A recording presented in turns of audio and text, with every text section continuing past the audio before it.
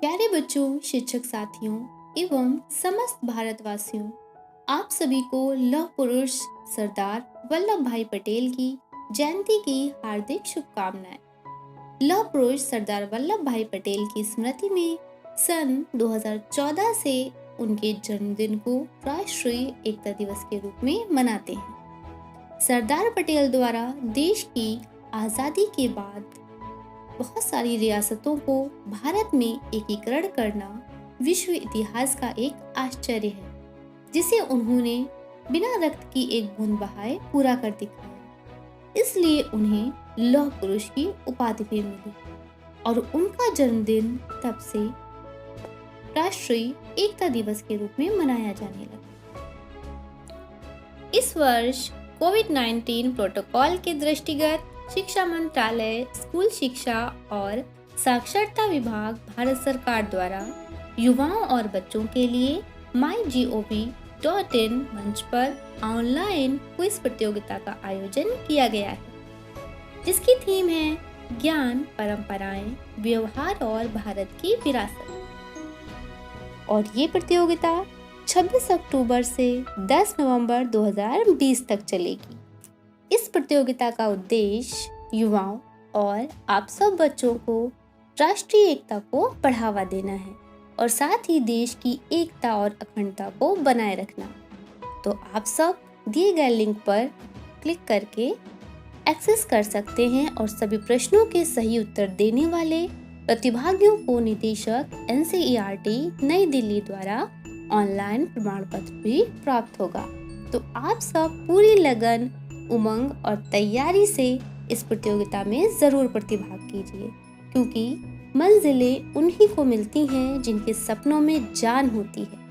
पंखों से नहीं, हौसलों से उड़ान होती है। बस कुछ ऐसी ही सोच हमारे प्रथम उप प्रधानमंत्री और गृह मंत्री रहे सरदार वल्लभ भाई पटेल की भी थी, जिससे उन्हें लौह पुरुष बनाया। सरदार वल्लभ भाई पटेल का जन्म 31 अक्टूबर 1875 ईस्वी को नडियाद, गुजरात में हुआ था और इनके पिता का नाम श्री झावेर भाई पटेल और माता का नाम लाड़बाई था। इनका विवाह झावेर बा से हुआ और बच्चों, इन्होंने अपनी प्राथमिक शिक्षा NK हाई स्कूल से प्राप्त करी और उच्च शिक्षा पेटलॉर्ड इंस ऑफ कोर्ट, लंदन, इंग्लैंड से प्राप्त की।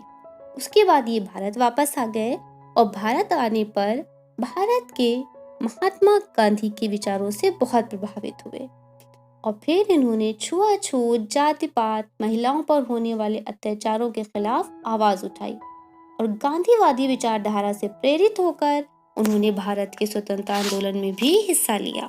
सरदार पटेल का महत्वपूर्ण योगदान सन 1917 में खेड़ा सत्याग्रह, 1923 में नागपुर झंडा सत्याग्रह, 1924 में बोरसद सत्याग्रह और 1928 में बारदोली सत्याग्रह में बहुत रहा।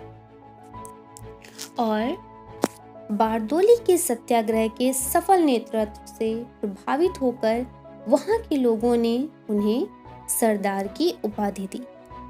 आज़ादी के बाद भारत के प्रथम उप प्रधानमंत्री और गृह मंत्री बनकर उन्होंने भारत, जो उस समय कई सारी रियासतों में बटा हुआ था, उन सब का एकीकरण किया और इसी कारण उनको भारत का बिस्मार्क और लौह पुरुष भी कहा जाता है।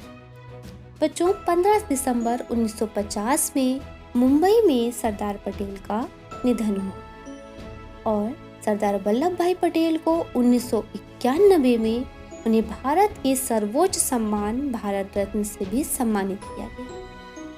और बच्चों, सरदार वल्लभ भाई पटेल की स्मृति में एक विशाल काय मूर्ति, जिसे स्टैचू ऑफ यूनिटी कहा जाता है, का निर्माण भी कराया गया है।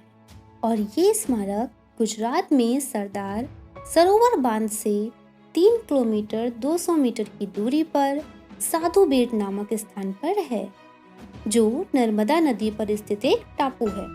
बच्चों, ये विश्व की सबसे ऊंची मूर्ति है, जिसकी लंबाई 182 मीटर है। इसका उद्घाटन भारत के प्रधानमंत्री श्री नरेंद्र मोदी जी ने 31 अक्टूबर 2018 को सरदार पटेल के जन्म दिवस पर किया था। तो आइए हम सब मिलकर राष्ट्रीय एकता दिवस की शपथ लेते हैं।